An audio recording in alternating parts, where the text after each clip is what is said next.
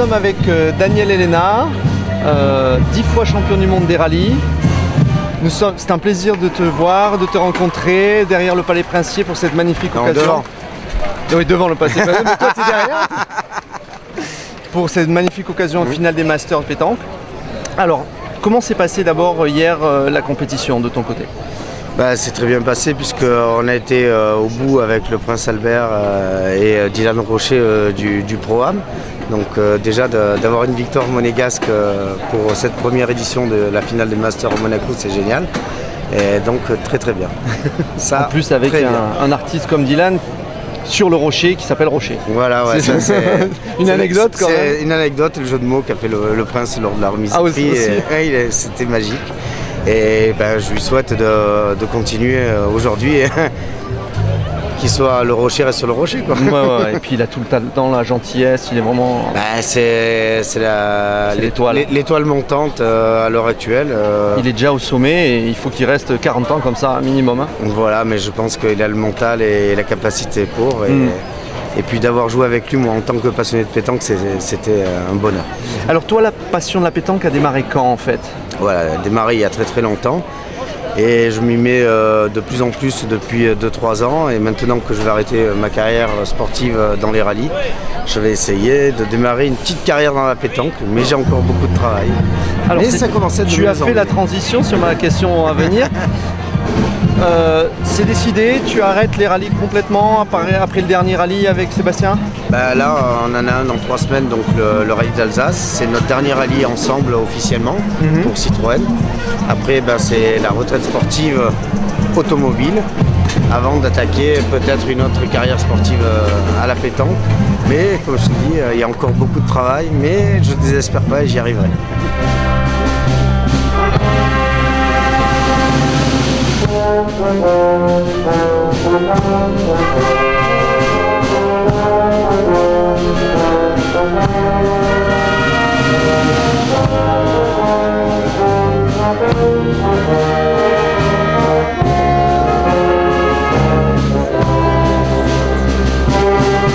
Quelle est ta vision de la pétanque au niveau monégasque et au niveau international?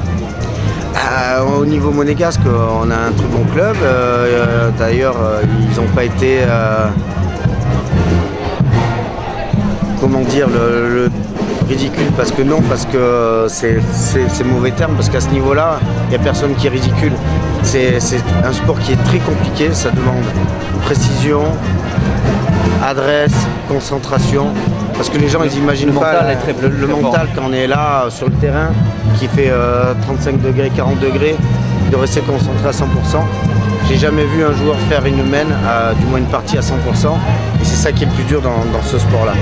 Et de toujours être là au plus haut niveau. Tout à fait. Et donc Monaco est en train de refaire sa place. Ils ont été champions du monde dans les années 80 de pétanque, faut pas l'oublier.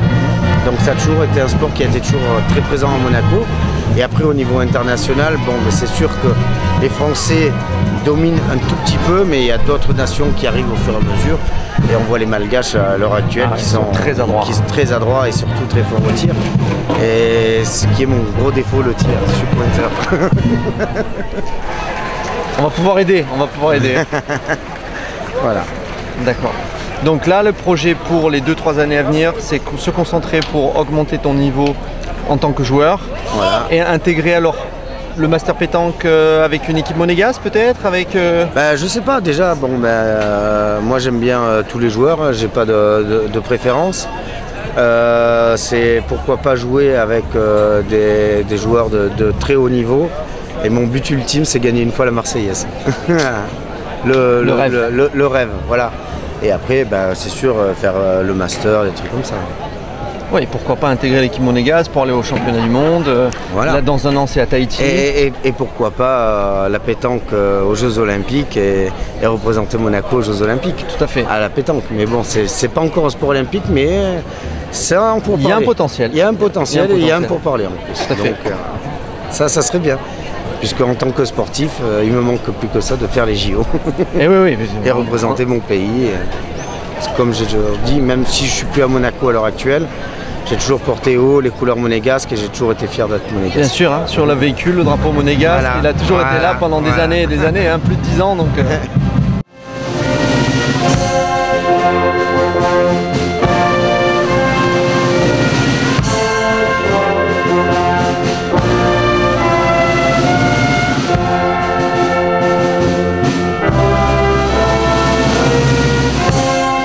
Donc là, c'est quand même la fierté d'être monégasque, de représenter Monaco à l'international. Voilà. Tu as été un porte-drapeau pendant plus d'une décennie. Donc, Et j'espère bien le continuer, mais dans une autre catégorie.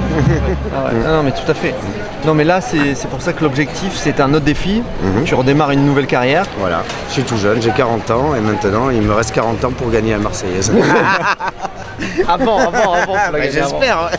Et donc là, l'objectif, c'est de jouer avec des très bons à la Marseillaise ou de créer une équipe monégasque pour représenter Monaco à la Marseillaise. On va dire qu'à la Marseillaise, il n'y a pas d'équipe monégasque ou française. C'est cosmopolite. Voilà, tout le monde se mélange avec tout le monde. Il y a des Malgaches qui jouent avec des Français, il y a des Thaïlandais, il y a des Monégasques. Tout le monde se mélange, c'est essayer de trouver la meilleure équipe, la plus homogène, parce que bon, il faut un bon pointeur, il faut un bon milieu, il faut un très bon tireur. Et donc moi j'ai monté une équipe avec 2 Bourguignons. Et l'année prochaine, bon, on s'est fait sortir cette année à la 3e partie contre la Croix quand même, donc qui a été X fois champion du monde. Il a tout gagné. Voilà, il a tout gagné. Déjà, on est sorti avec les honneurs, mais on recommence la même triplette l'année prochaine. D'accord. C'est aussi une fidélité et c'est une histoire de confiance entre nous et on va aller au bout. Et alors tu parlais de ta résidence, tu as résidé pendant des années en Suisse.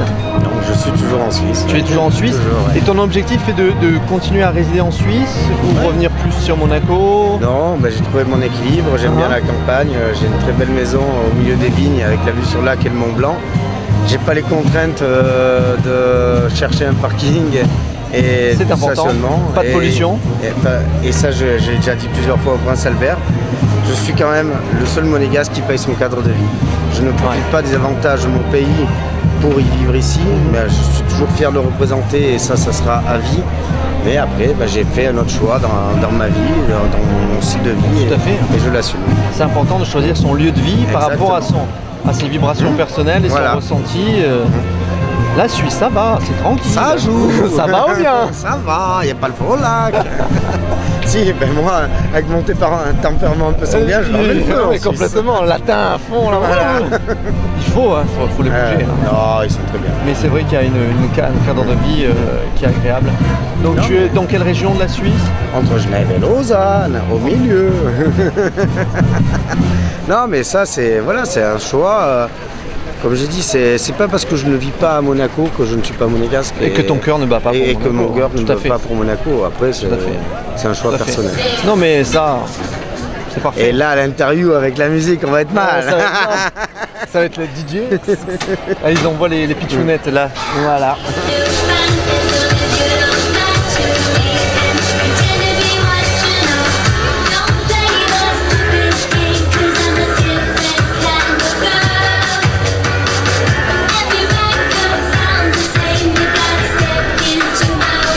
Beaucoup Daniel. De rien.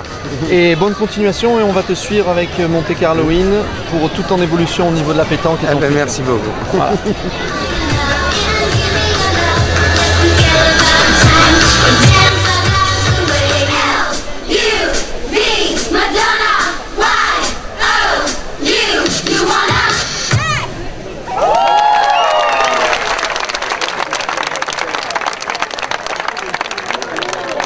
C'est intense, alors on se remet en place.